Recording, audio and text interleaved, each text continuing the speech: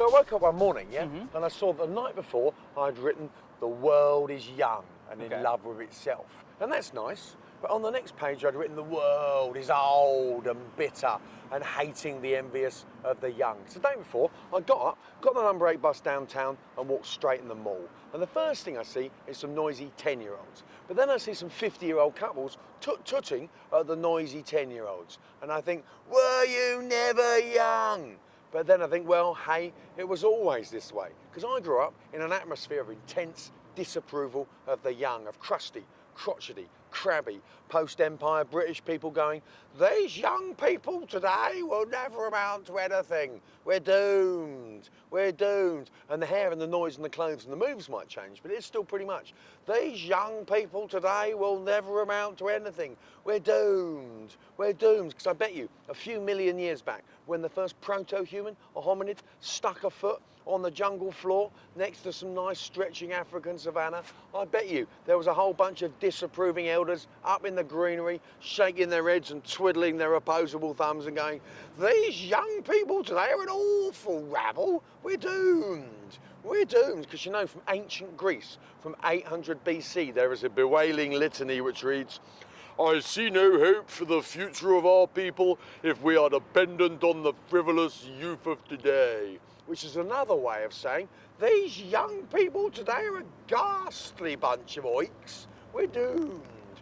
We're doomed. And you know, from ancient Babylon, from even further back, there is apparently a clay tablet which loosely translates as, "These young people today are a shocking gaggle of rotters. We're doomed. We're doomed." And I have to admit, sometimes I look at the young folks and I think, this lot are going to run the world. Hope I die before I get old.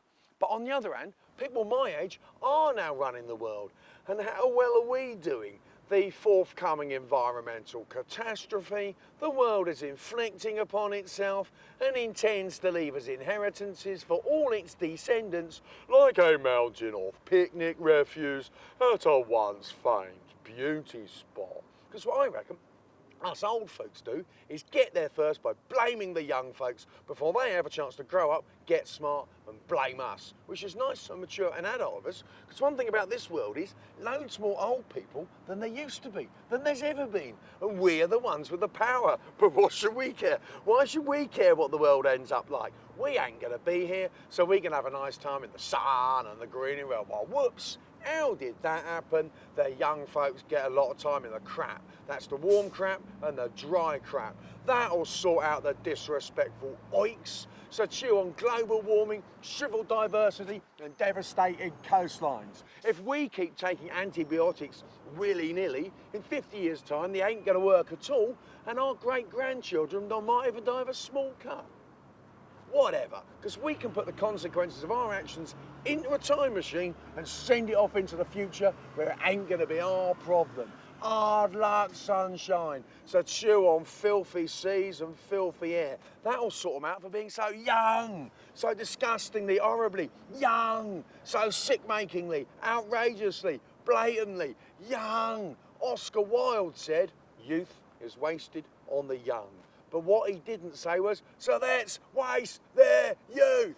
Thank you. Jim Rolls, everybody. Oh, thank you. Wow, you know, I'm used to seeing you in a situation where you're on a stage, and this is very nice. I feel very privileged to sort of a personal performance for me. Yeah, maybe I should perform in a sofa, though. To be honest, this is actually the most I've managed to sit still all summer, you know. I spend the summer drinking vast amounts of coffee. I never really managed to sit down for any time at all. And, you know, and I never finish any conversations that I started, though I do finish a lot of conversations that other people started, generally in some unfortunately overly caffeinated, clangerish English Basil Fawlty kind of fashion. Yeah, but yes. So yes, the show. So it's 10 starts and an end. 10 starts and the title, yes, which is only so relevant to the plot, I must say. But you know, so it features that one, which is, you know, final, conclusive, total victory in the war between the generations, the eternal war between the generations. I have the fastest and the longest tongue twister in Canadian history, which is also the fastest and longest tongue twister in Canadian geography. And I get to teach the audience how to whinge and whine in Cockney, which is bags and bags of fun, really. I have a beautiful paean to a Scottish town where everyone hated me, but I still read a very nice poem about them. I've actually got the nicest poem that anyone's ever written about Toronto, which is a bit odd. You know, I had a great time doing it in Montreal, where of course they hate Toronto, and it felt bold and brave and edgy. But I was doing it in Toronto, and it was all a bit sucky-uppy and sycophantic, you know, and I thought they liked it too much for the wrong reasons, to be honest, because it was genuinely nice. And, you know, the funny thing was, afterwards, it's the horrible silence while the Torontonians tried to wait, you know, tried to work out where the irony was, or wait for the irony to kick in. And then they realised that there wasn't any irony. So this meant I had successfully inculcated an expectation of irony in an audience of Canadians, which from where I was standing, and I'm sitting, is a triumph.